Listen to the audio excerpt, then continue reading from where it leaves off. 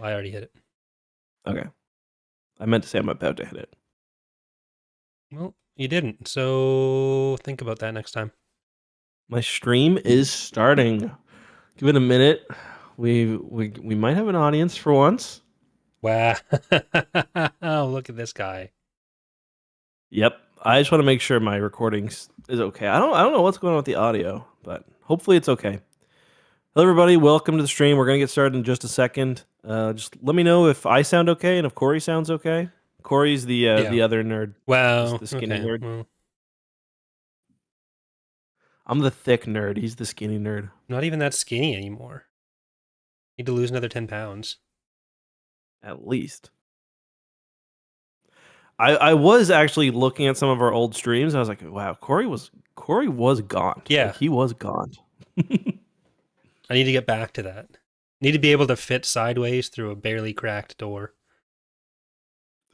You've been like frustrated playing like Zelda, or like I've been playing through Dark Forces, and there's like all these gates that you could ordinarily get through, but you just can't right now. No.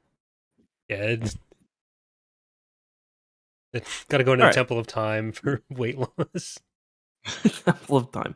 Okay, guys. So just for the for those who don't ordinarily watch these streams, we're recording. Oh man, my voice is going. We're recording. We're recording this one. Didn't you ever try to do that? Like get the frog out?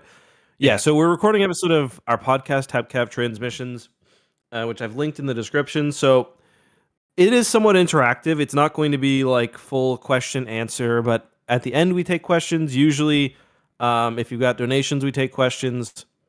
But yeah, the longer we go, the more RFK like I think I will be getting. And I had a cat named RFK. You had a cat named RFK? When I was a kid, yeah. Did it have worms?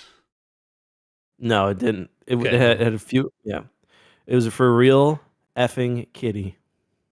Anyway, start the podcast. Hello, everyone, and welcome to another episode of TapCaf Transmissions, the only Star Wars podcast watching a little niche art house show called Star Wars Andor. Today, we'll be discussing the third and also second to last ever arc of Andor, where we had Gormans massacred, hearts broken, Imperial twinks destroyed. And I'm not talking about, for once, my lovely co-host, Corey. How are you doing today, Corey? I'm not an Imperial. I mean, other than that, I'm fine. But yeah, so a lot of good Andor out there. I'm kind of sad that there's only 3 episodes left, but it's been really good so far. So this, I think, is my favorite of any arc between both seasons. Yeah, I think it's got to be up there for me too. Before we get into that, because we've got lots to discuss, is there any other Star Wars news? Have you yet watched Tales from the Underworld? I have watched Tales from the Underworld. I thought it was fine, but I don't know, nothing that really jumped out at me as like groundbreaking. I think of the 3 we've had so far, it's probably my least favorite. I did enjoy the Ventress stuff, but I'm just not a huge Cad Bane guy, so maybe that's why it didn't do anything for me.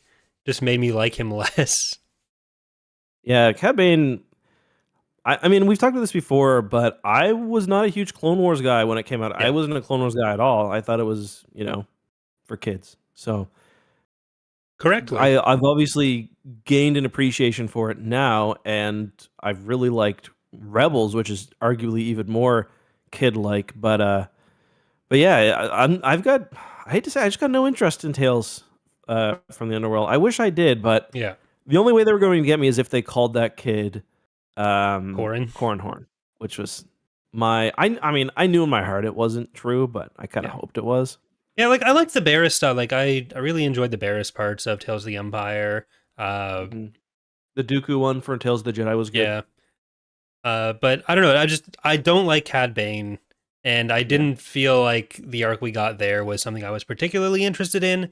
It was cool seeing they basically just did the last scene of Dark Disciple in the episode when they were showing us how Ventress came back. So that question is answered. It's not just like assumptions you have to make about how she came back. They just fully showed the scene and then showed what happens when a Night Sister dies. They all go to the loading lobby and decide if they want to respawn or not. As long as they love someone. They hop on the battle bus Yeah. if they want to. Speaking of, we also did get those 2 episodes premiered, the 2 episodes premiered in Fortnite, and Fortnite right now does have a Star Wars event going on, which I think we're going to play tomorrow on the stream. I played one game, came in a close 3rd place, but I just my old dusty reflexes can't quite handle the zoomers. There's something really funny to me about the fact that like the 2 Star Wars things we're getting right now are Andor and Emperor Palpatine deploying from the battle bus with a fucking machine gun. There's 2 dogs inside me. The genocide discussing dog and the thank the bus driver dog. So yeah, that'll be fun. I'm in some of the Fortnite subreddits, like just the regular one, and from what I've seen, like not just Star Wars fans, but Fortnite fans really, really like it, and are petitioning for it to become a full-time game mode. So that would be cool. I think people don't realize it doesn't really work like that. Surely there's like some pretty strict timelines and stuff in the contracts, but yeah. Well, even just from the game side, they have to be careful about splitting their player base too much. So if they're going to make something a permanent game mode, they have to be sure it's going to be healthy for the overall player ecosystem. So it's a problem that like League of Legends runs into as well. Yeah. Fortnite it actually shows the population in each playlist, which kind of a confident move. Like when I was playing, because right now it's just like the ordinary no build. It had like I think 280,000 people in it in just that game mode. So, but you're right. If you do too much, you get the Halo Infinite effect. Otherwise, we did get our first post Rise of Skywalker book announced. Yep. It is a young reader novel. It'll be starring Finn and Janna. It's called The Last Order. So we've got the First Order, the Final Order, and also the Last Order. So it's kind of interesting that like the first thing we're getting in kind of the post prequel timeline is going to be a young reader novel. So I wonder if there is stuff that they know from the movies that was communicated to the author. I don't think so. No. Like it seems like it's going to be a very compartmentalized, perhaps literally novel where they're going to be on a spaceship rescuing captives. So, I mean, maybe, but I feel like they probably don't know very much about what to me, this is going to be kind of their version of the Truce of Akura, where like it might take place literally 5 minutes day after. Yeah. It is promising, I guess, that we're going to start getting some other stuff in this like sequel to post sequel era. We're definitely getting that with the movies, so we'll probably see a big flood of that kind of stuff. Maybe even the next animated series after Maul. Yeah, that makes the most sense. Obviously, Resistance was a thing, but not really, and it was not post sequel, but pre sequel. Yeah, mid sequel. Yeah. So, other than that, there's also some Star Wars content coming to Destiny. I don't play that game at all, so it's kind of above me. But obviously, the big news has been Star Wars Andor Season 2 episodes 7 through 9. We all kind of knew. I think one of the best parts about Andor is, for one, you can't spoil it, really. You could say certain character dies, and I guess that would affect the viewing. But, like, we all knew going into Episode 8 the Gorman massacre was about to happen, but it still ended up being very, very, very impactful. And even, like, in the Andor Declassified episode last week, they mentioned, it's coming next week, so prepare yourself. Plus, you could check based on just the general timeline. Yeah. So, to me, that's kind of the shows just how masterful the show is, that it's doing all that. We know what's about to happen, and it's still so good. Yeah, really just taking that page out of the Revenge of the Sith book. Know all the plot coming. I am curious what next week is going to be. So before we talk about the episode, do you think there's any chance of the last part of episode 12 being a kind of postscript to A New Hope and Rogue One, showing like Mon Mothma or any of the other characters who we know survive or who happen to survive the next 3 episodes, and their reaction, either Cassian's death or the Death Star. Because like Mon Mothma was not a character until basically Revenge of the Sith. Like you get a little of her at the end of the original trilogy, but no one really cared that much about what she was up to. And this is probably the biggest chance to see what her frame of mind might have been. Yeah, I think it's possible. I remember hearing Tony Gilroy say so many times that you'll be able to go right from episode 12 into Rogue One, and that they envisioned putting a movie together, but he may not have been literal about it. So yeah, I think that's possible, and there will be characters, like people are going to die next episode, but they're not going to kill everybody. Yeah, I'm starting to think really terrible happens. Bix probably lives. I think she's probably out of the show now. Yeah, I mean, I kind of hope so. Yeah, but like that's a sad ass ending for her. Yeah, and for Cassian, especially if she's watching the live feeds from Jeddah or from Scarif, and you mean probably from like space. Caroline Levitt. Yeah. Yeah. Well, they're seeing Jin and Cassian. Like, wait, what's going on here? Holding hands? They didn't kiss, did they? It's ambiguous. It's ambiguous. I do remember that being one of the major points of discussion, and they clearly.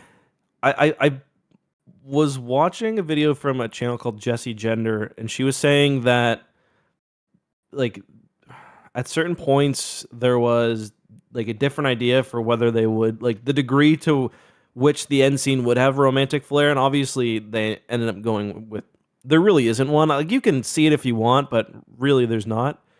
And I'm thankful because that ended up giving us a lot of story with Bix and Cassian. Because it would have been weird if, he moved on that quickly when his girl's not even dead or anything. She's just on the down low. Yeah, somewhere. Just waiting for episode 6 to happen. Yeah. But we have basically the main plot now is Mon Mothma leaving the Senate and the Gorman massacre happening, and also the end of Cassian and Bix as a couple right now. What was your preferred couple name for them? Were you a Bassian or a Cassix person? Definitely Cassix, yeah, for sure. I've totally heard that before just now as well. Yeah. No, this is I'm sure this is a big discussion that happens elsewhere. They have to have a ship name, I assume. Yeah. So episode 7, the time jump is very apparent in this one. We missed their entire battle with Exar Kun to pacify the Sith spirits, which are occupying Yavin. That's season 3. The Massassi spirits as well. When they agree to do season 3, that's what it's going to be. Yeah. So, first of all, I just want to say, everywhere he goes, Cassian gets a sick crib. Is it just Cassian that got his own little apartment like that? Is everyone else stuck in the temple, and then Cassian's got his own? No, because we see, like, when he goes to see the healer, it kind of seems like there's more huts around there. That looked like a festival they had set up outside the temple, though. I saw it more like a town square. Okay. Then they just pack it up. What are they going to celebrate? No one there showers. It's got to stink. It's like so humid on Yavin. I can just tell, just looking at it. Yeah, so why would you shower at that point? Yeah, I suppose. I guess they have the Santa steams, though. It's not really, you're not getting wetter. Yeah, and there's even another one that's like, there's like a Sonic one too, I think. The Sonic shower, yeah. I think that's something else on Tumblr. Yeah, Sonic shower. That's like that was what I relied on in high school. Just get stinky enough, people start yelling at you, and then the stink just flies away. I don't know. Like I'm just trying to think back to episode 7, and I don't remember that much. Not because it was a bad episode, just because so much happened in 8.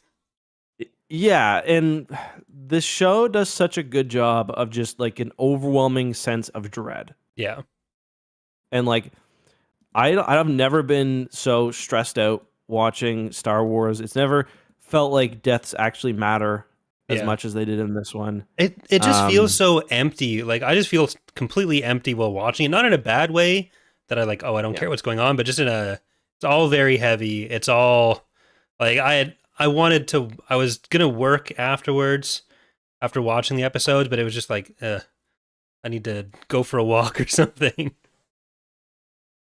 Yeah, it was like it was like gross in a way. Like, Yeah, you see, I don't know, that one, it to me it's personified by that one Imperial, the one with the scar on his face, just like such an evil looking bastard. yeah, Um, it like it's hard to explain. Like, people die in Star Wars, but like this was more like real people in a Star Wars setting, and I think part of that is the fact that it wasn't there was a bit of it with the droids, but it wasn't like a fantastical massacre. It wasn't yeah, Darth Vader with lightsabers. It was like this is a thing that kind of happens in our real world, not with blasters, but people get gunned down by governments in the square.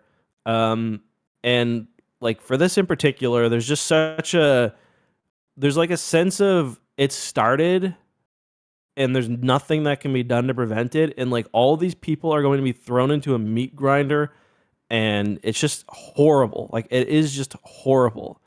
And like the most emotional moment for me, I think, was when they started singing, because it's like yeah. kind of a last bit of dignity for these people who are just about to be fucking wiped out. Yeah, and like I think that is what Andor does so well, of just dealing with how people are feeling about things as they're happening. And it's not just like event trying to get between events, it's taking one event and really exploring how everyone there feels about what's going on. Not just the people in the crowd, but also what Syril's thinking at that moment as kind of our antagonist, but like the antagonist we have access to. Uh, so you have a lot of that. Whereas kind of the comparison in A New Hope would be you have Alderaan blowing up. Leia is like kind of sad about that in the moment, but it doesn't really impact her long term throughout the movie. Like 10 minutes later in the movie, she's consoling Luke for the 3 seconds he's sad about Yeah. Obi-Wan dying. Oh yeah, sorry, your fake uncle, or not your uncle, but your mentor you've known for Yeah. a week just died. Which is, again, I messaged you about this, but my suggestion now is that they should just say Bail's not dead. No one sees a body. Leia's not upset about it. So Ahsoka season 2, Bail is just going to walk in with a bag of milk and a pack of smokes. Did I miss anything? Between worlds. Yeah. That, don't give Dave ideas. I mean, I love Ahsoka. I'm not going to pretend I don't. Or at least really, really like it. But yeah, there was something about this episode. Like, I mean, there was a similar thing that happened with Marva's speech. Like, Yeah. what the show does so good is capture like rising energy. And yeah, like I mentioned earlier, there's a sense of energy, and there's also a sense of like inevitability, where you know what's going to happen. Syril is figuring it out, and he's rightly horrified. The resistance leaders are a mix of like between resignation and realization, and also some of them are still in denial as well. And one thing that was interesting, which I think you were kind of getting at, is seeing how these things actually play out. Because it's one thing for, a Moff Tarkin or a Krennic or a Partagast to say, okay, we've got to ferment an uprising and we're going to put it down. It's another to see. One thing that I thought was like that made me feel sick to my stomach was seeing the troopers come in, the green troopers, when they arrived like 2 days earlier, because it was like immediately obvious what they were going to do. They were going to throw them out to the wolves, because not only are these young troopers probably trigger happy, but then once they're killed, Space Fox News and Jesse Space Waters can say, oh, they killed our young, brave troops, 21 years old, just out of the Imperial Academy on Karita. These evil Gormans slaughtered them. Yeah. And it's something they've been setting up for years. Like we've heard the talk about it. We know that they've been taking this angle of like, we need to push them just enough that we can say, oh, look at what the Gormans are doing now. And Syril has become part of that and doesn't seem to somehow understand. Like what I don't get about it is what Syril thinks the end game might be, because it's very different being confronted with the reality of like the people that he's like infiltrated. There's his mental image of like, oh, I can help the Empire by doing this against their enemies. But then once he's in that situation, like actually betraying them setting and up a honeypot. Yeah. But yeah, I'm sure we'll have lots to say about Syril as well, because he's got to be my favorite character of the show. You know, it helps that the actor is so good. We talked about this since the first arc of season 1. Before we get to that, though, I did want to talk a bit more about the actual genocide or the massacre, because it was I don't know, like it was a lot darker. I can't even really put into words what it felt like to watch it, because I didn't really suspect that I would be emotionally affected by it, because it is just Star Wars, it's just blasters. We all knew it was coming, but there was something that just they did such a good job with it. Well, so often we see these kinds of battles or this kind of violence in Star Wars where it's guys in one uniform fighting the guys in the other uniform, where like you might know their names. It's like, oh, Jack Porkins is this guy in this X-Wing, but all we know of him is that he's that guy in that X-Wing. And like, sure, there's a passing moment of sadness that something happens there. But with this, you're seeing how, like you were saying before, how it's all built up. Like, you know what the aims of these people in the protest are. You know the fears they have about it escalating this way. You know that like some of them are already pushed to the point where they want it to, where they feel like they need to take some kind of action. But then you have Rylands, I think his name is, that is like saying, oh no, we have to do the silent resistance, quiet protest, or like just keep it to regular protest so that everyone knows what's going on here. And you have the Empire that's also looking to escalate these things. But in doing that, they still have to have these individuals that are involved and that are actually executing that. And there's the varying levels of complicity in what's going on. Yeah.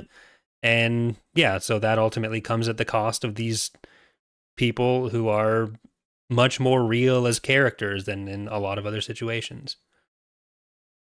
Yeah, one thing that they handled really well, and I do want to get back to that in a second, but one thing they also handled really well is the idea of like manufacturing consent. Mm-hmm. Like they're lying about Gorman. Like they keep saying that Gormans have incompatible values, or they're rejecting Imperial values, and like that's not really very far off from language we hear a lot in our real world. Yeah, and it's pretty clear to see where it can end up, and it was just it's dark shit, especially combined with what Mon Mothma says. But it's also the fact that we got this a bit during the last episode of season 1, but just they did not pull punch. Like Star Wars doesn't have blood really, so that saves it a bit. But like they were showing citizens close up being shot, close range. Like the stormtrooper, I don't think stormtroopers ever looked more menacing than walking down those stairs, gunning people down. Yeah, and like even the KX series droids that are like they've always looked kind of comical to me, but like they are just absolutely brutalizing people, and it's something that like I think we all can relate to because of Jedi Survivor and Fallen Order. They hurt. They kicked our ass many times. No one was dodge rolling at the right time, but like a lot of these citizens weren't. Yeah, these citizens weren't trained to dodge roll or stun lock, so the parrying just wasn't there. Yeah, I'm sure I had another thought, but the whole sequence very, very well done. Obviously, another thing that I thought added a lot to it, aside like just the use of sound. I mentioned the moving from the kind of general anti-Imperial chant to the more of their traditional Gorman chant, but also the TIE fighters flying above. They did that a bit in season 1 too, during the Aldhani arc, where they got buzzed by TIE fighters a couple times, and you're like, okay, wow, this isn't just some dinky ship that Luke Skywalker blasts 6 of. When those TIE fighters do like the low pass over the courtyard, like that's terrifying. And I think that's kind of what the episode captures so well, is just like the terror of the like fascist regime. They are more powerful than you. They have their big bad guy is standing behind a glass wall behind like he can do what he wants with you. That is ultimately like what's I think is most terrifying. He can do what he wants to. They can do what they want. As things get worse, they don't even have to pretend. Yeah. That's one thing the Gorman Center says. Like it's insulting. Like we don't even have to pretend it's real. They're treating people like animals essentially. Yeah, and like they have like the thinnest cover story, and it's enough to pacify or to placate the people who just don't care enough to ask beyond that, or who are predisposed to just either. And normally it would be like disliking aliens and the prejudices of the setting, but here it's more just accepting what the There's Empire a lot says going about, on as well. But as there's far a lot as like going on the TIE fighters go, they make such a big deal out of people having or not having weapons as small as blasters. And we see this on Yavin as well, where they're going for the blasters there. So highlighting how big of a deal it is to have a blaster, then having the TIE fighters come over, which like normally, like you're saying, they're just like, these are just the kind of evil ships you blow up 6 of. But when you're really highlighting how much of an issue even getting any kind of armament is, or how most people in this crowd have nothing, they're just there with like a flag, or they're there to chant and just kind of stand there and protest, then like the people concealing some weapons like Cassian, these are all important to what they're doing, but they are small arms. And then the Empire has every type of weapon imaginable there. Yeah. And we know what they're building. And ships in orbit, and like you don't we had watch the this Armada thinking, mentioned. You don't watch this thinking the Gormans, man, they really got a good shot here. Yeah. Like, and they all know that. Like the people who are the people talking to like the actual Gorman front, none of them are thinking that they're about to like throw the Empire off their planet and be fine. But they're getting what Luthen wants, so yeah. We got a lot of Luthen to talk about later. Do you want to talk Syril now, or is there anything else regarding the actual genocide or the scenes itself that you wanted to? Let's do Syril, and then I'm sure there'll be stuff to loop in as we go. But I really liked Syril. I mean, I've liked him since season 1. He's not he's not a good guy. He's not a Krennic. He's kind of somewhere in between. He's kind of. I really liked how they handled him this episode, because at one point you've got to ask, like, what is motivating Syril? And he's always been motivated from the very beginning by a sense of justice. Now, in saying that, I got to be clear. That doesn't mean Cyril's a good person, because we see him do bad things before he's tricked by Dedra. We see him, or before he completely buys into the fact that the rebellion's wrong. We see when he's a security guard with Morlana and they go to Ferrix, that Ferrix is basically under their boot. They break into people's houses. They do what they want. Obviously, there's like levels of criminality. He already, like, Syril at his base level is an authoritarian, but he's at least, you can say things about Syril you can't say about even Dedra. Like Syril, I think, and this isn't an excuse, he means well. Well, so his thing is more that stability is good almost, and that comes through authority, and then that is conflated in his mind with justice. Like any systemic injustice is something that he doesn't tend to notice, as long as there is this like baseline level of stability around him. And that's what the Empire represents. If something happens bad in the Empire, and we've seen this with, we were just talking about this with the last arc, where if the Empire makes a mistake, when the Empire does something bad, it's a mistake. It's because the Empire is not being executed perfectly. Palpatine's desire is not being executed perfectly. Well, it's the same thing as the Empire doesn't know, or the Emperor doesn't know. It's these other people that are below him. Exactly. And obviously, watching it from our perspective, we know the truth. But I was just going in this episode, I wish I'd made a video about this. I was really wondering, like, what is going to be his motivation once he sees how things are going? Is he going to accept this or not? Because there comes a point where it's so clear that what is happening is not just, is not stable. It's not, even within the Empire's rule of law. Because, like we mentioned, Syril seems to believe that because Syril does think, like many do, think back to Lost Stars, that the Rebel Alliance is a force of evil, that, the Empire is what's keeping the galaxy together, and that the Rebel Alliance is evil.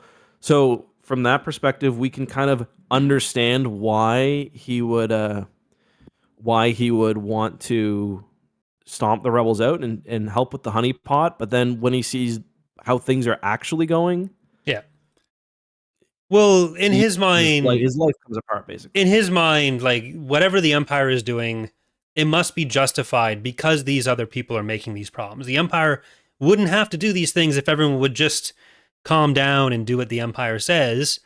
But what he's learning about here is that the Empire is pushing things for their own purposes as well. Yeah. Not just that they're evil, but yeah, that's I wrote, like, Syril's not a good person, but it feels like there's a universe where he could have been. Syril is always going to be a reflection of the system that he starts in, I think. Yeah. Like, there was an interview that Kyle Sorrell, I think his name is. It's Kyle, but I'm not sure how to pronounce his last name. Did an interview on Collider talking about how, had that moment not happened, had Cassian not been there, and had Syril somehow made it off of Gorman, that Syril probably ends up just like leaving it all behind. Like, he's not the kind of guy who, when his belief system is shaken in the Empire, is going to go over to the rebellion. It was going to just probably go away. It probably would have just completely broken him rather than turn him into a rebel. But yeah, I don't think he'd been a rebel. But I think in general, there is something to be said for the fact that, like, with almost every character we see in all of Star Wars who becomes a rebel, there was a point at which they were an Imperial. Like, all of the rebel generals, all the, like, Mon Mothma, Bail, these are people who used to think at some point, to some degree, that they could make some sort of change within the system, or being part of that system was either something that could be good or was just a thing you did. Like, we see Luke at the start of episode 4, where he just thinks you go to the Imperial Academy, that's how you get off this backwater world. And there are, like, everyone in the Empire is involved in that to some degree. And it's easier for humans, but, like, Syril is just kind of the more fanatical end of that. But I think the flip side of that is that when he finds out what he thinks is true of the Empire isn't, then it probably has a bigger effect on him.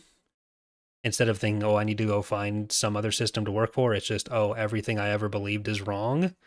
And just turns into probably a mess on the floor.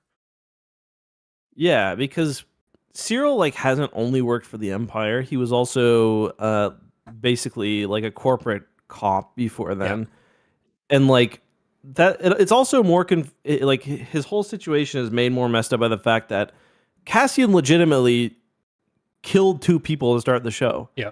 And yes, they were harassing him, and they've probably done far worse to other people. But Syril, even if he should know that, he doesn't, or he can't accept that is what the system might do. Yeah. So, like, when he sees Cassian, people are like, I think he doesn't think it.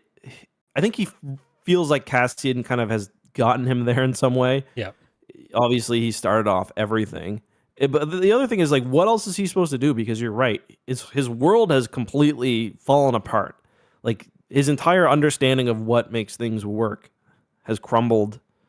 So, yeah, like, we're ultimately seeing that initial interaction come full circle, where, yeah, all he knew about Andor was that he killed the cops, but he couldn't, for the same reason that he couldn't conceive of the idea that, like, these rebel groups might have legitimate grievances and legitimate reasons to acting the way they were against the Empire. He couldn't conceive earlier that maybe there was something more going on, that even if it doesn't necessarily justify Cassian's actions, it explains it in a way that isn't just Cassian is a criminal element that must be eliminated.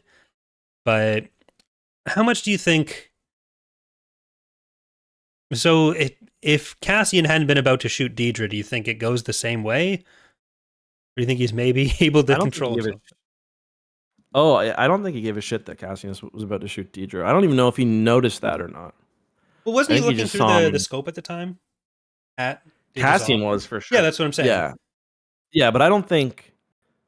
I don't really think that that he cared. I don't think Syril put that together. I think he just saw him and went feral.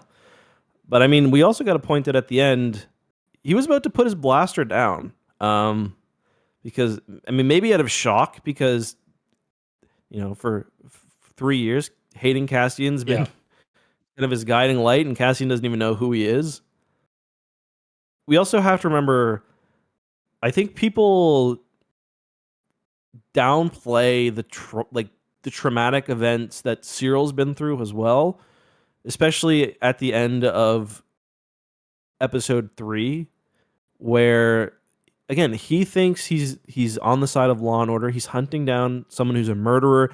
He believes he has them trapped, and then we get that scene where not only does Cassian escape, but he sets off a bomb that kills several more people. Yep. And we've got that. One of my favorite scenes of season 1 is when what's his name? The other corpo guy is like screaming in his face and is like, Mosk?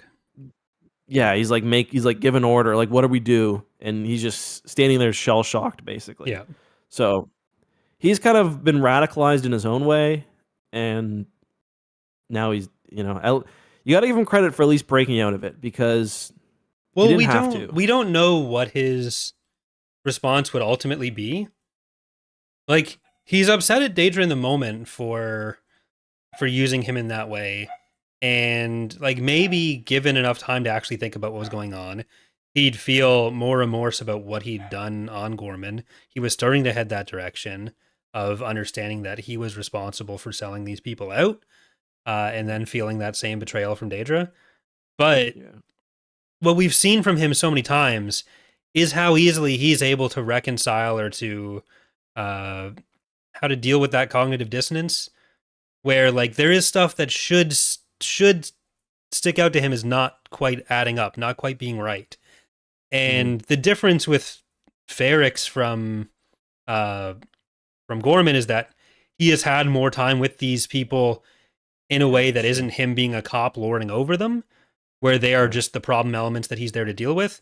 He has instead been like part of this group, heard their motivations, heard their side of the story more. So maybe this is finally enough to make him think about it a new way. But he has had so many chances to make better decisions, and he has at every step chosen not to. Like, he's been with the Gorman front, I think, for 2 years now, and he was still doing that job and willing to do that job until this last step was made, until he learned just how extreme what the Empire was going to do was. So I it's hard to give him too much credit for where he might have gone otherwise.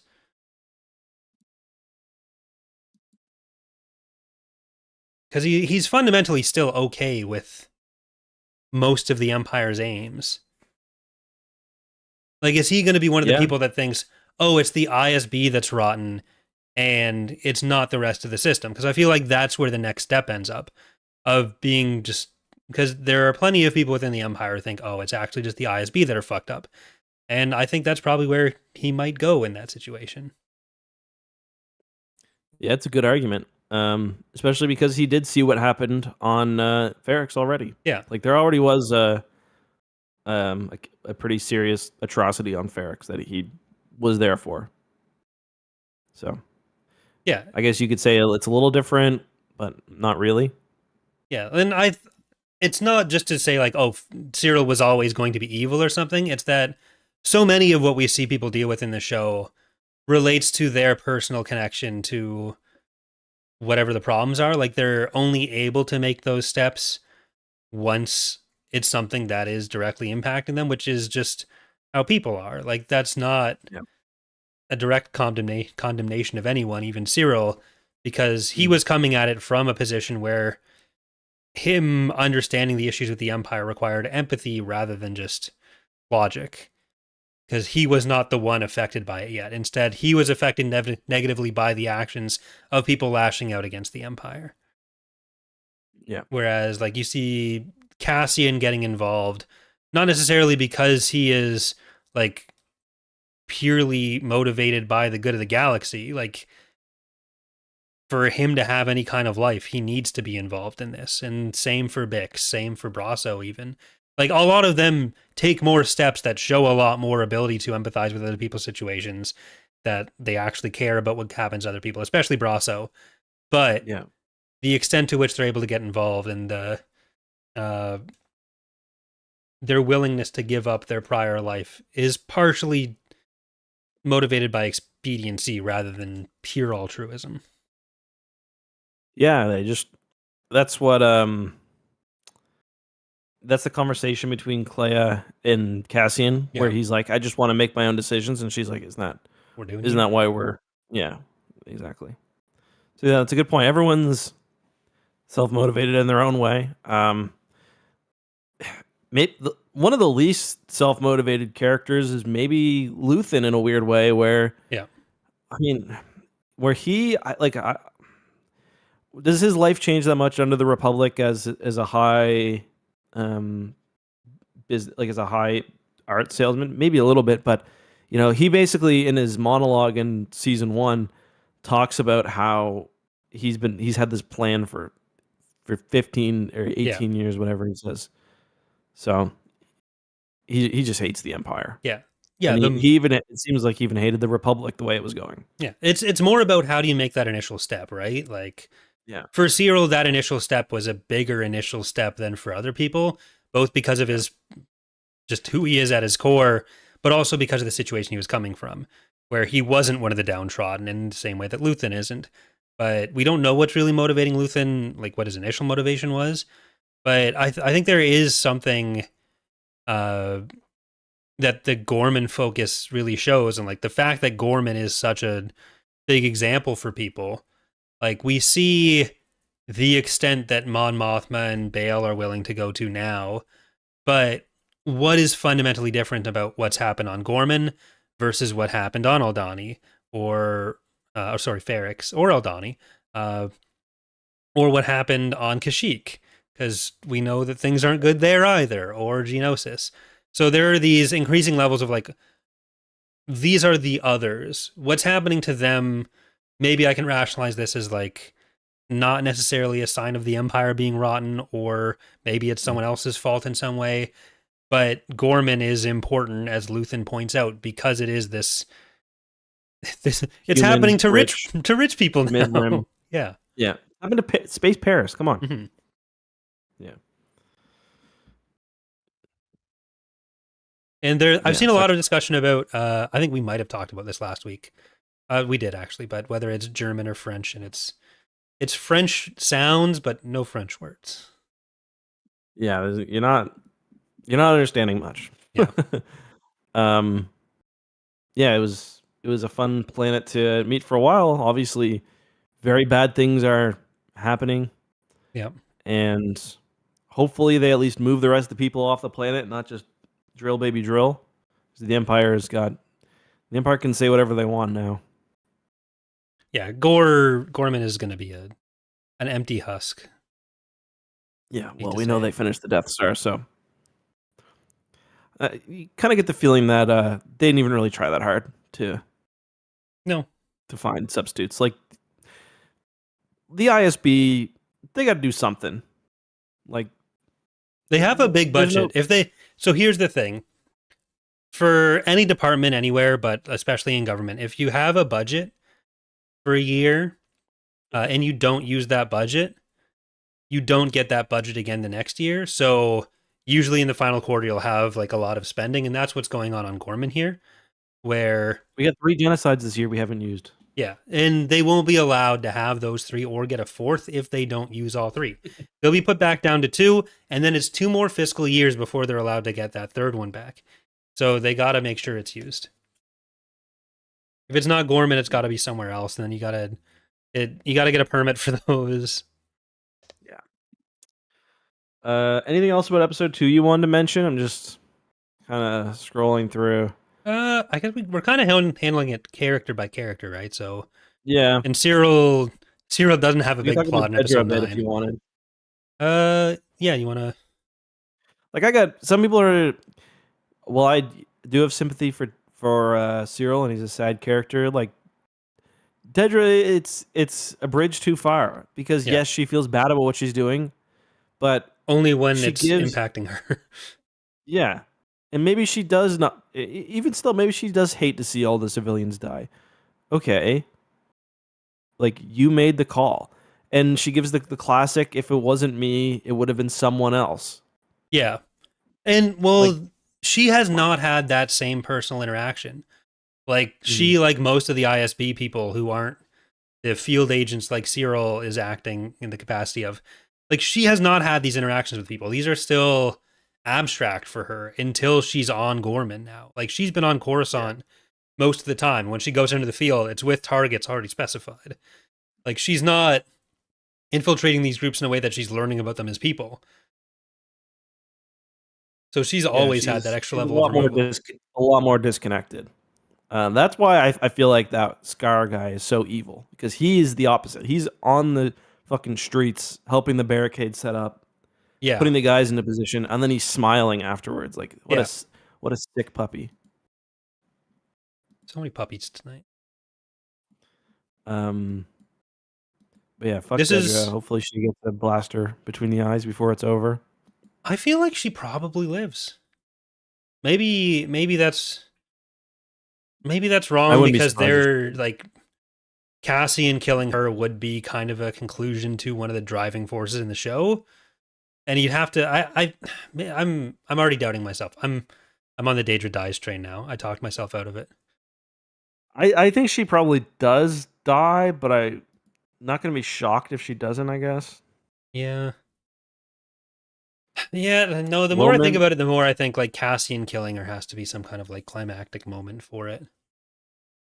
Or if Cassian kills Lonnie because he doesn't understand how everything has worked. That would suck. That would be the real tragedy. In the man. Yeah. Willman though, another woman for Willman. How about him? The dude just girlfriends on every planet. This is my mid-rim girlfriend. You don't want to see my Hut Space girlfriend. I thought he'd be dying, and I'm glad he didn't. I think he's safe now. He's had his injury. Unless they just go into the next episode after Cassian said, "Oh, he's young, he'll be fine, it's all clean." And then they're like, "Oh, nope, he got septic right after the last episode. The Force healers didn't work for him." Yeah, Night Docs is pointing out that it looks like they may have it looks like they may have a confrontation, her and Cassian, maybe in Luthen's shop. Okay. So, or I don't know if Cassian, but we see her in Luthen's shop anyway. So. I think that's. I don't remember. Like, I don't think Cassian was in that scene, right? I think that's Clea. I don't think Cassian was. Yeah, I think that's going to be a shootout between her and Clea. That'd be awesome. I love Clea. What I like about Clea is that you watch it and you think, "Oh, she's the assistant," but she's the real clearly power not. Here. Yeah, she's checked Luthen so many times. Luthen is more connected, and he's got his fingers in the pots, but like she reminds him so many times, "Hey, what you're doing is really fucking dumb right now." Yeah, Clea might be my favorite character. I really like. Not for like depth of her arc or anything, just as a person in a scene, just makes every scene better. Yeah, she's great. She's really good. So those are most of the characters featured in the episode 8. Is there anyone else you want to mention? I think the big ones. If we have anything else to say about like Cassian's arc overall, maybe. I mean, I get it. I get where he's coming from. Yeah. But We know where he's headed. This So is his final arc of like I'm out kind of deal. So there was a yeah. lot of focus on that, and I feel like I don't know how much there is to really say about that. Yeah, I mean, I don't want to say it's not compelling, but No, it is. we know Just yeah. we know he's going to. What is there new to say there? I mean, he did a great job of showing how emotionally affected he was by all this. Where, like, he's not Kyle Katarn, No, who sees a million people get mowed down and kills a million as reprisal. Like, he's driving away crying, and then like but he really wants that K2 droid or KX droid. Yeah. And then Clea is like locked the fuck in next episode. Yeah. So yeah, I really like that about him.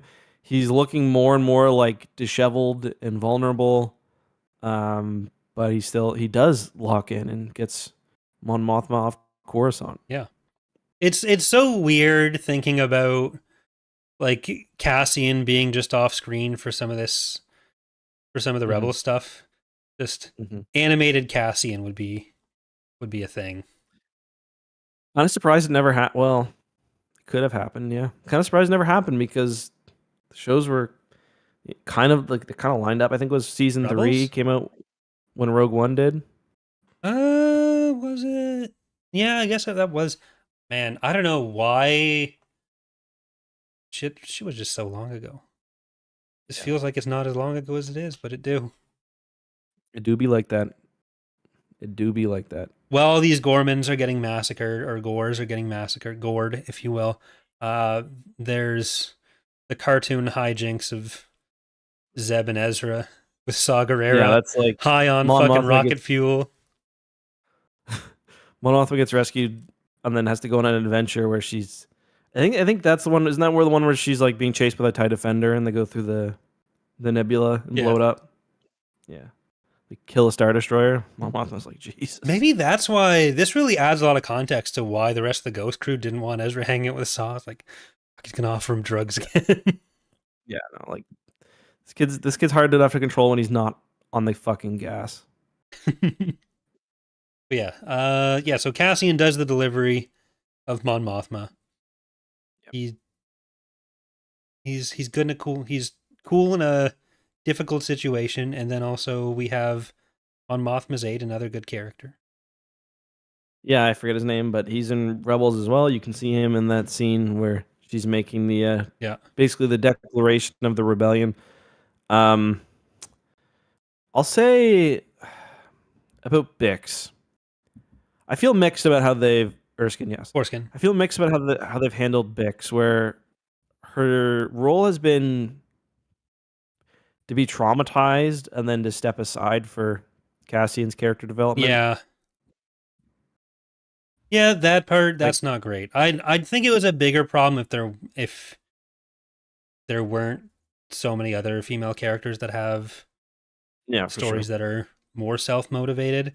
But she's also she's accomplished a lot, and there are it's a fairly diverse cast as far as that goes, at least.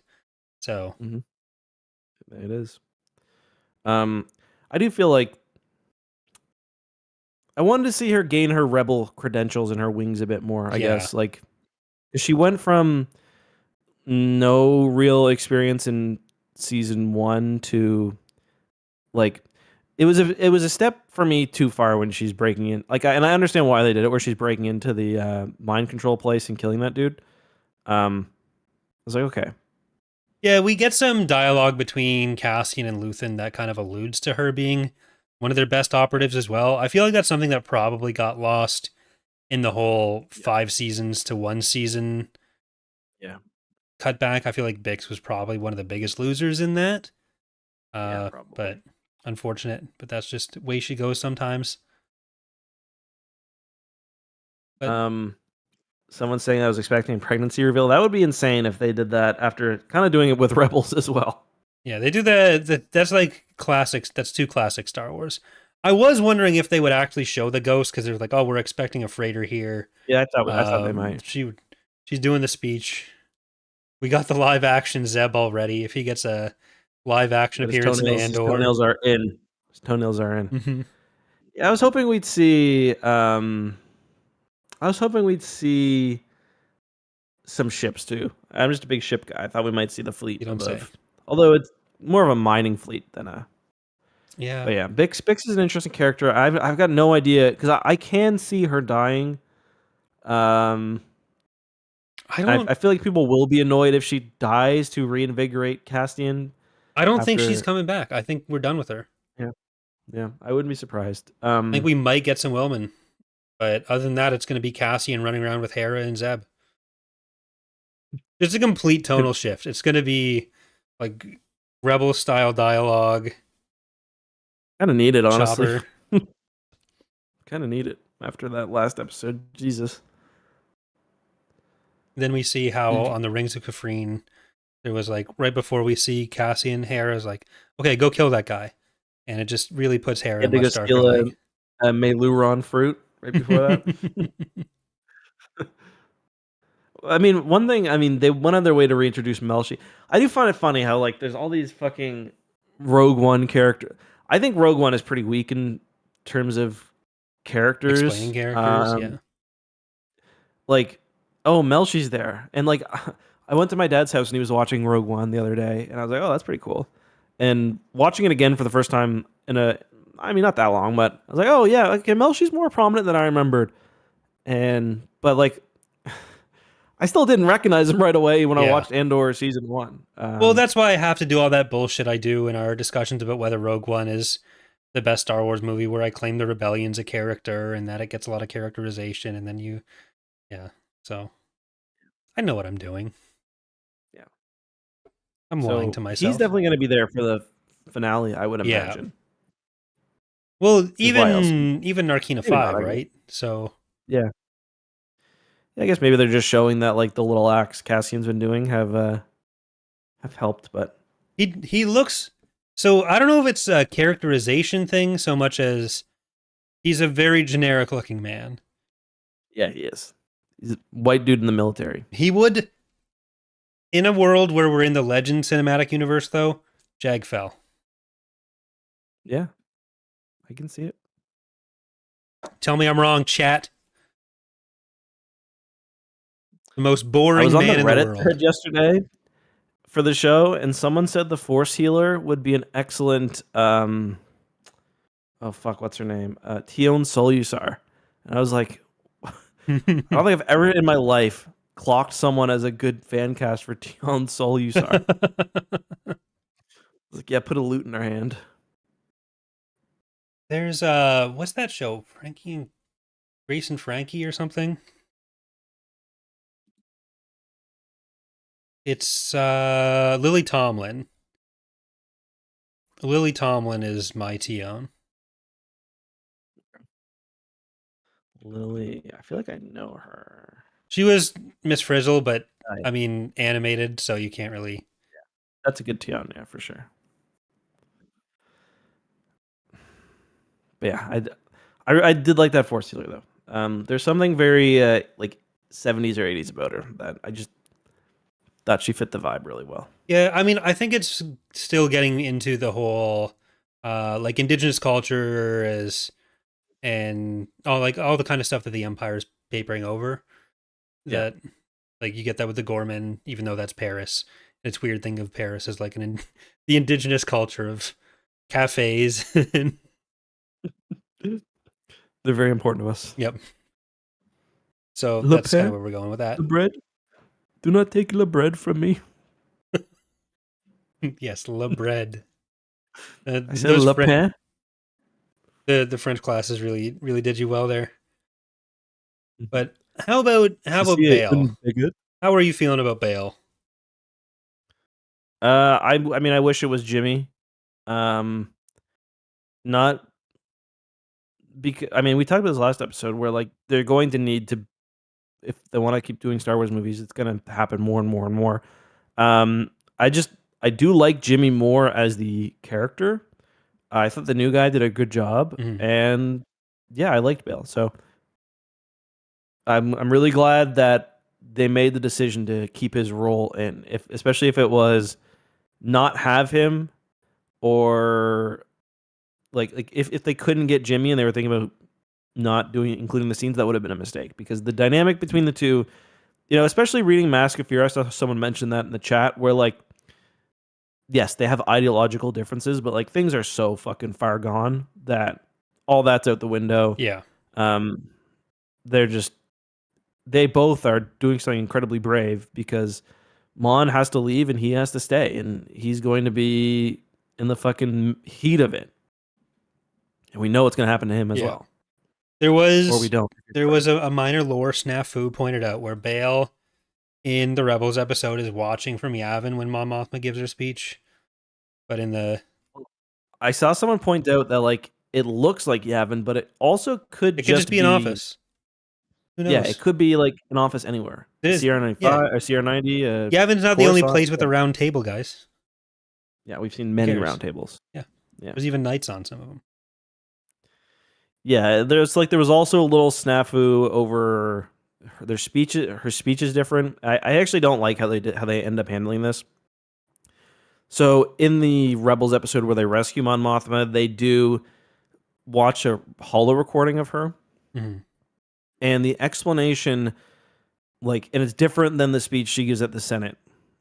So my thought was, okay, they've just changed it. Like, you're not going to shackle yourself to a kid's animated show. You have that in Revenge of the Sith novelization versus the movie as well. For sure. You don't need to shackle yourself to a kid's animated show from nearly a decade ago. But apparently, I read this article from Gilroy, and the idea is she does this speech on her way to meet Gold Squadron. She does another speech, and then she does a third one, the one that we see at the end of Rebels. So, well, it's different audiences. Yeah. The first speech she does in the Senate was for the other senators. She basically does it during fucking question period. Who gives a shit what, do you watch question period? It's not going out on the news. No one cares. Funny happens. So, yeah, it's in 5 years, it'll be on a YouTube HoloNet compilation of Imperial versus New Republic politics. And it'll be right before the Prophet of Regret gets hit in the balls by a tennis ball or something that gets thrown from the stands. But you have that one. Then you have the one for the rest of the Rebels. Then you have the one that goes out over the HoloNet for everyone. Yeah. And you gotta have 3. Yeah, I guess you do. I guess you do gotta have 3. I really liked the spy versus spy intrigue in episode 9. And again, Young from the ISB, there's been a couple times this season where if you're not paying attention, you can wonder how did they figure that out? And one we talked about at the end of the first arc was when he basically leaks the location of the new mind control place to the Rebels. And they don't explicitly tell you that, but you can kind of figure it out. And then in this one, it was Young's agent, that woman on Bale's team. And it never actually tells us that that's how they were tipped off. But I mean, that's how they were tipped off. And I really like that bit of detail. Also, thank you, Fearless Wolf, for the 20 euro donation, or pound, sorry. Andor Season 2 looking worse than Season 1 already. Why are they Disney insistent on turning Star Wars into some Earth-like dystopia? As soon as they started saying it went full Les Miserables, what happened to a galaxy far, far away? I mean, that's a conversation we've had, not to that degree, but for sure, some people, I did mention that Space Paris was getting to be a little too close to the real world, but I mean, I think it paid off in the end, and I think it's part of the reason why the massacre ended up being so impactful, perhaps. Yeah, I don't think it was too close. There's been a few times where Andor's in Season 1, I remember very distinctly there was a moment where they're ordering space Chinese takeout. I was like, all right, there could have been something a bit more creative here, but to me that there's so much good in the show that yeah, and I feel like people are going to say that when there's any kind of exploration of what people's lives look like. Because, I mean, Andor is not the first or only Star Wars property to model somewhere in universe off of a very specific type of culture in the real world. No, of It's course not. just I mean, Paris ends up being more familiar to a lot of people than. yeah, I'm sure if we knew more about like Tunisia, we'd be like, "The fuck is this?" When watching A New Hope, Yeah. bro, they're just in Tunisia right now. Yeah, like we They're have probably Dex's Diner in episode 2, where I feel like yeah. if that was in Andor, it would be getting the same comments. I think Dex's Diner needs more hate, if I'm being honest. Someone order some Jawa juice. Well, I feel like the health department probably gives it enough hate if they ever show up there. Man's just ass crack out all the time. It's just hanging crack. Yeah, like this is just what Star Wars is. And then we have that scene in Empire Strikes Back that was based on Alabama, where Luke and Leia make out. So it's when they were in the swamp. It's cultures from all over the world. We got Alabama, we got Florida swamps here. Yeah, and to be clear, I was talking about Paris, Ontario when I say that Gorman is like Paris. Then they got to blow up the shield generator on California. Yep. We had a bit earlier Bane's basement saying, "Why don't the Gorman just cook for their own space block Quebecois?" We get Yves Francois Blanchet in there. He's the new Bail Organa. That's just an alien name too. He doesn't even need to change his name. Just turn the dashes into an apostrophe, and then that's Star Wars naming. Yeah, it sure is. And also earlier we had Scherzo asking with a $5 donation, I wonder if he, meaning Syril Karn, died believing Rylance's idea that there's an ISB cabal doing evil stuff in the Empire's name. We kind of talked about the possibility for that. I don't think so, though. No, yeah. Because Dedra says straight up, like, it was happening no matter what. Maybe she doesn't believe it, but I feel like that's still the ISB. But I feel like there is the possibility for like that compartmentalizing, right? Where everything that everyone does, like there's ways to make it seem like it's not. And you brought up Lost Stars, where like those guys were all there when Alderaan blows up, and they still are like, oh, must have been mining disaster. Crazy, crazy how Alderaan just did that. It shot first. We all saw it. Yeah. Fuck. Yeah, I mean, she does say it came from the Emperor, but maybe he doesn't believe her. I do feel like I personally feel like he is completely disillusioned with the Empire, but that's just my preferred interpretation. I think you can go with either or. Well, he definitely doesn't love the Empire anymore. Doesn't love anything. No. I did feel a bit bad for Edie there. One scene. Oh yeah, of course. I mean, she's pretty awful, but yeah, you know, you can feel bad for good for bad people. What? You can feel good for bad people? Want to examine that a little bit? What? No. I feel good that I'll feel good for Dedra when she gets blasted by Clea. 4th degree burns through her ear and out the other side. There you go. Any other characters that we've skipped over that need? Maybe let's do a life check, and then we might think of some characters to talk a bit more about while we do that. So life check. Well, there are some predictions on whether they're going to be alive at the end. We'll start with 3 easy ones: Cassian, Mon Mothma, and Bail. You think they're going to make it? Yeah, I think they'll probably make it. Okay, Bix. I'm on record already with yes. I can't change my answer. I think she will. Yeah. I think she will. I do want to talk about Luthen a little bit. Okay. Because one interesting development I thought in this block of episodes was like the full separation between between Luthen and the Rebellion, and it's like it's not like with Saw. The Rebellion values Luthen pretty clearly because Mon says and others say like it's time to go to Yavin. But like I think for one, Luthen doesn't trust anything going on at Yavin. And like the more I think about it, how did nobody ever fucking find Yavin? Because there's like people flying in and out.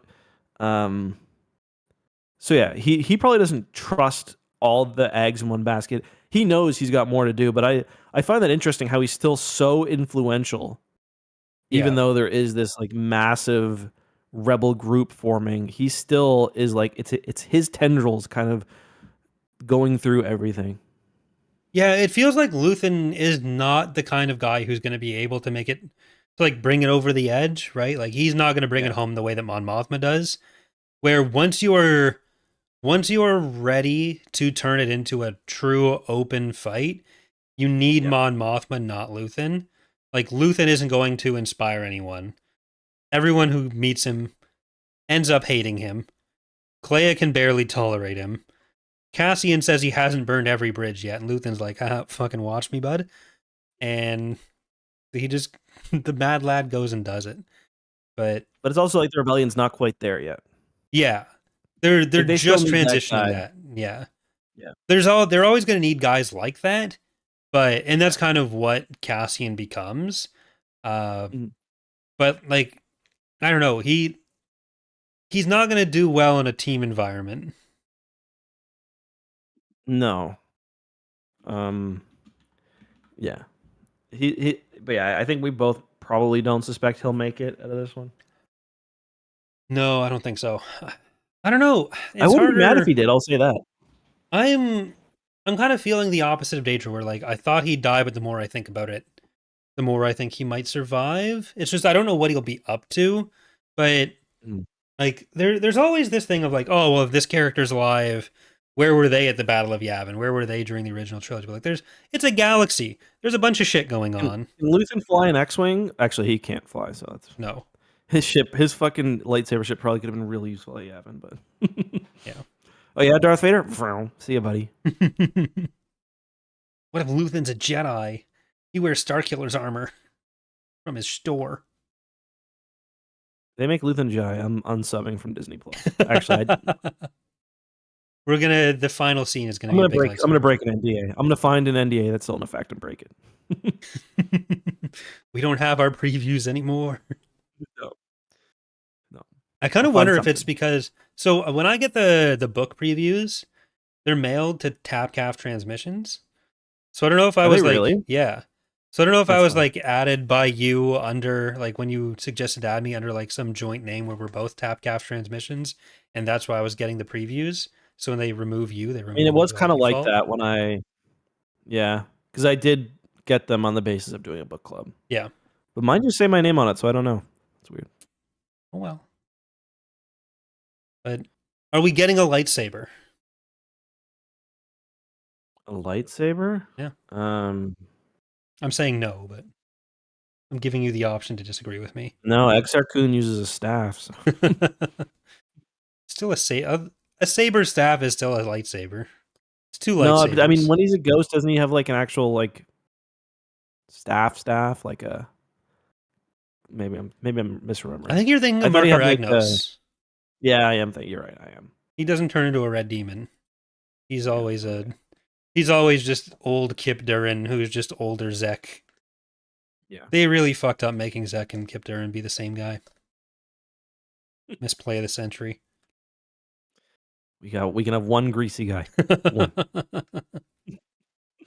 That's all we got room for. Who's gonna be Canon's greasy guy? Flint said the camera angles of Cass took her away reminded me of the Luthen taking Cass away into Ferrix into the rebellion. You mean like when he's walking her out of the chamber? Yeah, that's a good comparison where he's like just walking.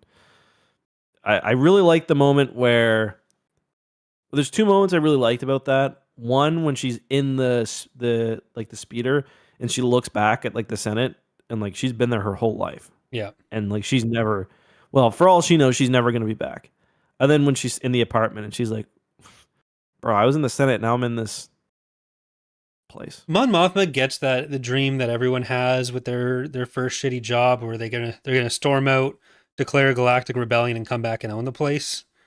Like, yeah, and she's also got a nice where like some of them have been doing this for like 10 years. She gets like good 4 years in, 5 years in to the actual shitty part, and then she's good to go. Yeah. You don't want the job right away. Someone's got to paint in there.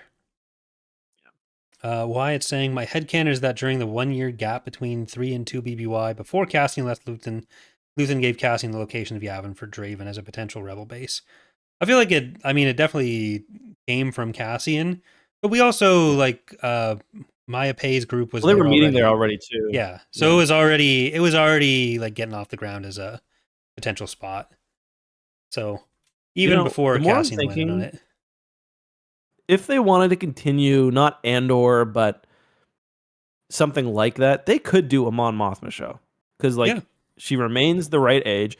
And there's so much about where she is between episodes 4 and episodes 6. We don't know where she is because she didn't exist until where was she during Yavin? Was she on Hoth? What was she doing? Because we still don't really know. It appears the rebellion got a lot stronger between episode 4 and episode 6, and a lot of that would have been Mon Mothma stuff. They see Alderaan get blown up. That's even worse than Gorman. So yeah, a show where we find out what happened. You still have the family drama going on. Was Perrin gone a year ago? Did anything happen to reconcile her with Leda? There's a lot there, and Genevieve O'Reilly was just such a get for them. Her being cast 20 years ago, crazy in this role with such a small part, mostly cut from Revenge of the Sith, but now she is just incredible in this show. She's not fantastic. in it at all. Maybe she's in a background scene, but I don't think so. Were all the scenes cut? Yeah, I guess. Yeah. Man, she's almost 50. That's wasn't one of them there in? No, I need to actually rewatch the movie. They should put it in theaters. Yeah, no. It says she was in. I think one of the scenes with Padme, Bail, and some of the delegation people is there. It's just not a delegation anymore. But maybe I'm wrong about that. Maybe she's sitting in the background or something. But I know she doesn't have any lines or anything. But yeah, I really think the only problem is it's not going to be Gilroy doing it, and if they do a show like that, the comparisons are going to be obvious. But I feel like we've explored this era so much, with Rebels, with the Bad Batch, just everything taking place during this time period. Yeah, I feel like even in Legends, we get Shadows of the Empire, but there's some pretty big time gaps they could make some interesting content in. Yeah. But also, I know Gilroy is done with Star Wars, but a lot of people are done with Star Wars. Yeah. I don't know. I feel like maybe they could get him back, but I don't think he'd do more than one season, but I think there's an outside shot of getting him back to do one more season of something. Cole says, and I think this is right, was she on the platform after the Battle of Coruscant? I think that's right. I think she's there on the landing platform during the I'm not brave enough for politics. Yeah. But I could be wrong.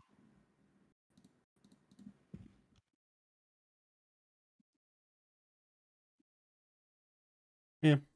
I mean, who knows what the future of Star Wars shows is going to look like either, though. Mm-hmm. We have the movies coming. We have 4 movies that are solidly coming, and then trilogy. So there's a lot that is, I don't know, seemingly coming. But writers are as much as Tony Gilroy obviously deserves a lot of credit. Writers' rooms and having multiple writers on it, a lot of the arcs were written by different people. Mm-hmm. A lot of involvement from a lot of people here. It wasn't just Tony Gilroy is brilliant. It's that they had a good idea for what the tone of the show needed to be, and then a lot of people had a lot to contribute to that, including people who had, Tony Gilroy, as Maji is saying in chat, he's not a Star Wars fan, and I think that is an important perspective to have. There's, or at least not a fanboy. I know the quote, but I just mean, yeah, but there are so many people who will treat it with this, either kid gloves or more preciousness than they should. Yeah, and I think that's one of the reasons I don't like J.J. Abrams' work with Star Wars generally, where I think it was fine for The Force Awakens, Like there is so much clear reverence for what was already there Yeah. that I'm not a big J.J. Abrams fan ever, but there's just it's not willing to take it anywhere and like make the story be worthwhile on its own. Uh, and I think that's something that if you have like, it's good to have a mix of people who are bigger Star Wars fans who know the show really or who know the universe really well, while also having people who are not like fanboys. Yeah, I think the other big thing that is maybe underappreciated is something we've talked about a lot, in that Andor really benefits from the TV format. In like, look at Ahsoka. Ahsoka does not have time for small moments. Like, so much of Andor is built up and done so well because, like, I think back about season 1, and I'm like, man, I can't even like remember everything that happened because so much of it is just one-off conversations, again and again, sprinkled through the entire episode. And like season 1 ends with a bang, but not in a way that like most Star Wars shows do, where it needs to feel like the culmination of a movie. Yeah. And it's because I don't know when the decision was made to bring the show down from 5 seasons to 2. Either way, it seems pretty clear to me. They certainly had an end point because they already made it. They had a beginning point. I feel like they fleshed out many of the big points along the way, and that allowed them to make a first season which ended with an emotional high, or an emotional just a big moment, but without having to be, oh, Exar Kun is back, let's get people talking about. Like, you could have condensed. Well, they're saving that. Yeah, they're saving that for next arc. Yeah, but I mean, you could have condensed what actually happened in Andor season 1 if you really wanted to, down to a couple of episodes, and they took the time, and the show really benefits for it. And I hope that whenever they do another show, they treat it like TV instead of like, Kenobi is probably the worst example of this, where it does not feel like a TV show. It feels like a long, drawn-out movie, and it doesn't work as a movie, and it doesn't work as a TV show. Yeah, I don't know. I don't know if Andor really avoids that though. Like this season is 4 movies, functionally. Yeah, this season is. Yeah, this season's a lot closer to that. And I think even last season there was elements of that. Like I don't have the same problem with this feels more like a movie thing that you do. Like that hasn't bothered me as much. I think my issues with some of the other shows haven't really had to do with that kind of structural stuff. With Kenobi, it was more that I couldn't fucking see anything. So I don't know. Like I think Darth Vader snapped that kid's neck. Oh, did he? I don't know. Allegedly. I think there's a lot of format stuff that can work. It's just the execution. And but I also don't think everything needs to be Andor. I think like I don't know if it's like strictly a quality thing. Like I just think Andor, like I think it just has a lot more time to make the characters. Like think about Ahsoka. And again, I really like Ahsoka, so I'm not trying to shit on it too much, but like think about the conversations had between the characters. They almost always only serve to further the main plot, like the actual main aspect of the plot that is clearly moving forward. Like Sabine and Ahsoka, they've got all this backstory kind of implied by the show that we haven't seen yet. And like they have kind of one conversation about their training, but like it's like in episode 6 or 5, and it doesn't really feel natural. Like you don't feel like, and that's where a TV show should benefit. Yeah. Well, I think one of the biggest things we can point to is that if you go back to any of our podcast episodes that were about episode 7 of 8 for any of the other shows, it has invariably come down to how are they going to resolve X, Y, Z and the other thing. Yeah. Whereas with Andor, there aren't these like hanging plot threads. There's the one, like you're saying, the one very clear thing that the show is about, and everything is just exploring that thing. Like sure there's the question of like, oh, how does Mon Mothma get out of the Senate? But, like, that is the Mon Mothma plot. And they're even doing that with having these big time jumps where, like, I would love to have more of this stuff explored, but I don't feel like I'm really missing out on anything. Whereas, like, I'm not going into these final arcs thinking like, oh, well, how is everything going to resolve? Part of that is helped by the fact that we already have Rogue One, so they're building to something specific. But I think it is something we can see with basically every other show where it's set up this and that, and then just sure Andor's sister exists, but yeah, does she? Never know. She was, yes. I loved her so much. Her name was Jennifer Plot Mover. Her name was Rhydonium. So I mean, Stila. That's Saw's sister's name. That's crazy. Or Saw. Yeah. We didn't get any Saw. Do you think we're getting any more Saw? A little bit of him next episode. I think we'll see him on. Jedha next episode. Oh yeah, there's a trailer for that. Yeah. Oh yeah. All right. See him on Jedha. And I will say one thing. Watching this, especially as you get closer to Rogue One, it reminds me of how I tweeted this the other day. It reminds me of how much I loved that era of Star Wars. Yeah. Because I was so excited. Like, we've said a million times, Force Awakens has a lot of issues, but, like, it got people back on the fucking train. Made a gajillion dollars. It was like Star Wars became a really big cultural thing again. And, like, we're getting to the point where, like, some of you guys are too young to remember that, which is, I mean, it makes sense, but where I've lived through Star Wars and its many ups and downs, very down between the between the prequels and the sequels, very down, and then Episode 7 came in, people got really hot, and then Andor came out, and it wasn't the most well-loved critical movie from the critics, but, like, it also made a gajillion dollars, and the fans loved it. And sorry, did I say something wrong? You said Andor. Oh yeah, sorry, Rogue One. Yeah, thank you. And it introduced a lot of cool new ships and lore and stories and characters, and then at the same time, Star Wars Rebels was coming out. It was just, I don't know. I personally was starting my YouTube channel. So it's like I'm very nostalgic for that time period where it felt like there was a lot of really exciting, fun things happening, and they were also getting the books pumping again. So yeah, I should have started my channel 2 years earlier. Yeah, I should have started it earlier too. Should have started recording Empire at War several years earlier, but oh well. But fucking idiot. Yeah. So we got one more week of Andor, unless there's something else you want to hit on in this episode.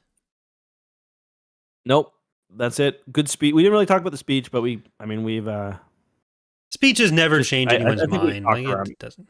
Yeah, it's not important. I really like the truth matters thing. Yeah, like they could not have picked a better time to say that. Remind people about that. Yeah, but yeah. So we got one more week of Andor in us.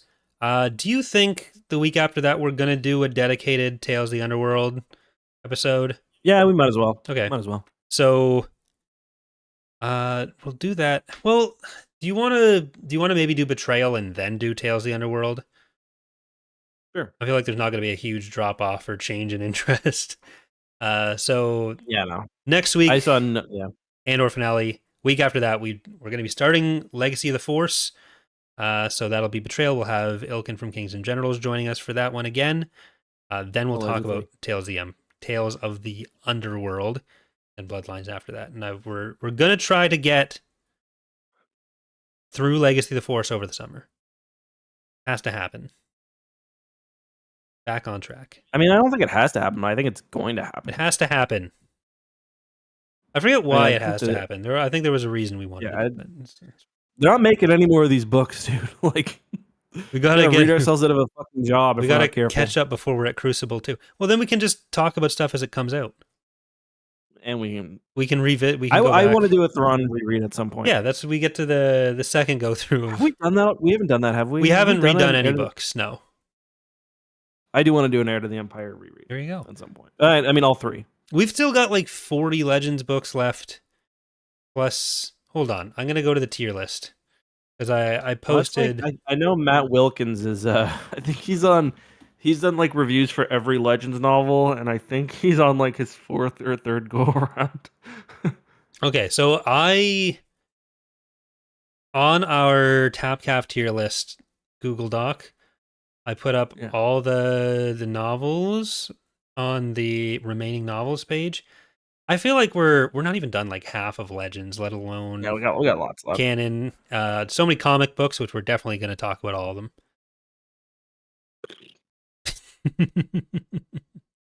No. All right. That's going to do it. I do want to read Rogue Squadron, that's for sure. The Rogue Squadron or the X-Wing comics? Mm-hmm. Yeah. Is that what they are, X-Wing? I think they're called X-Wing. But either way. I mean, so is the book series. But. Yeah. Maybe they are called Rogue. Either way, I know what you're talking about. That is going to do it for this week, though, everyone. Thank you for listening. Thank you for watching. Thank you for subscribing to Mon Mothma's Substack. She would have a Substack. For sure, she would. It's where things are happening. All right. And a TikTok. Listen, we got to talk about what's happening over at Gorman. Got to engage the Gen Zs, Gen Zs. All the kids talking about the raw dogging on Gorman. Cool. Let me explain to you. All that raw dogging that the Gores are doing. No technology at all. Good night, everybody. Right. Bye.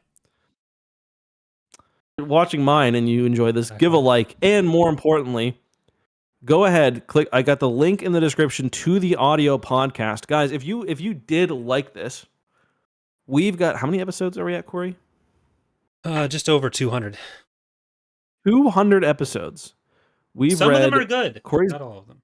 Some of them are good. Corey's bringing out the guitar. We spent about 3 hours on Truce of Bakura. That was not sustainable. But yeah, we've covered novels. We've covered Mando season 2, 3. Not 1, I don't think. Did we not? I think we did. Maybe we did. But as it's been releasing, we've been covering it. Lots of content to get caught up to, ad free. You can send us your emails. We'll probably do an email section at the end of next video.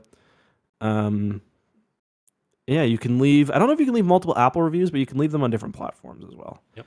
But we do this completely for free. Actually, we lose money because of the hosting, but we actually made some tonight. So thanks everybody. There you go. But I think Corey's gonna play a song. So go ahead, Corey. I was playing a song, but I don't think it was getting picked up. No, it wasn't at all. Okay, well, that's the problem with electric guitars when they're not plugged in. There you go. All right, Probably good night, noise everybody. cancellation. Anyway, bye.